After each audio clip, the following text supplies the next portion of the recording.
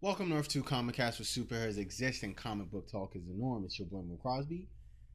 Today I'm going to be doing a book report for you guys, and this one is going to be on Batman, the Murder Machine. So sit back, relax, and as always, welcome to the planet. Now, Batman, the Murder Machine is a tie-in to the Dark Knight's Metal event that's going on with DC right now.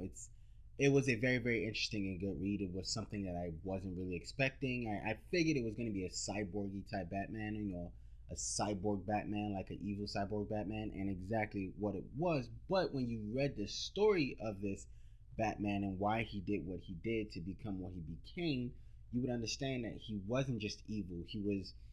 He's Batman but twisted in a way. So he's not evil, but he's a twisted Batman, and you will understand the person pulling the strings for this Dark Knight's Metal and this evil Batman thing that's going on right now is the man who laughs. And I think it is essential that I say that in this so you understand that, you know, I'm starting to understand why all the Batman are doing what they're doing. I don't know why the rest of them are, but the first two that we've seen, Red Death and now the Murder Machine, or the Cyborg Batman, as some would like to refer to him as, I understand their reasoning, and I understand why they're doing what they're doing.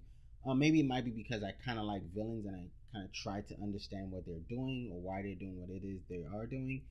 That might lend some credence to that fact. But I really understand his motivations and all that good stuff. I mean, he saw Alfred die and he played it over and over again.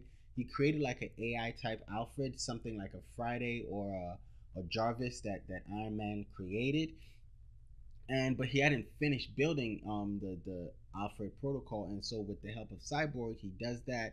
But then Alfred protocol takes on a life of its own and decides that I'm going to protect Bruce Wayne in every turn, in turn killing all of Bruce Wayne's most hardened criminals. Like, he killed off everyone in Arkham, and he finally killed Bane off, and it was just very difficult to see. And Cyborg warned him and said, yo, whatever you do, don't let him into the cave, don't let him talk to you, like he's going to change you. And he did, and he went to Star Labs. This Alfred protocol went to Star Labs and fused Batman with the same metal and the same casing that Cyborg has been fused with, but he removes his humanity. And so on that world, on Earth 44 is where all this happens. On Earth 44, he kind of destroys the Justice League, destroys Cyborg, and seeing that world was destined to be destroyed, because we found out from the Red Death book is that the dark multiverse has been destined to be destroyed. And so while that has been destined to be destroyed, he comes to Earth Zero again. Someone entices him to come to Earth Zero so they come take over, and we are introduced to our Cyborg on Earth Zero, the first planet of the first world of our multiverse, where he's talking to his dad, and he's telling Silas that, look, whatever is happening all over the world is trying to destroy all these certain cities.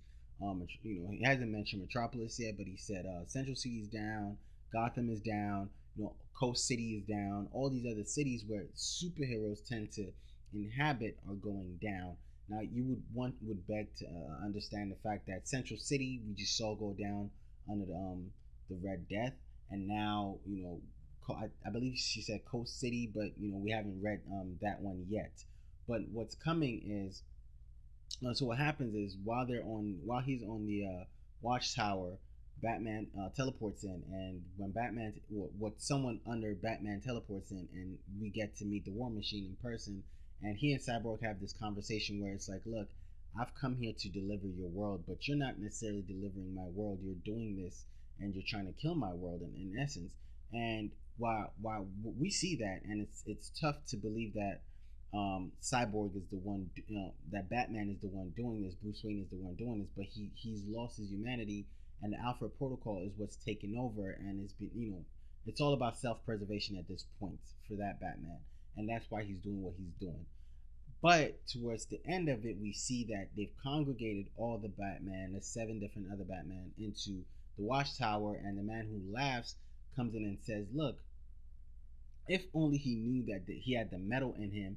What metal are they talking about? I'm guessing the Nth or some other metal that is tied to this Dark Knight's Metal event, is in him. he would have, if he knew he had that metal in him, he would have been able to destroy us or stop us. And I believe that's why they came for Cyborg next.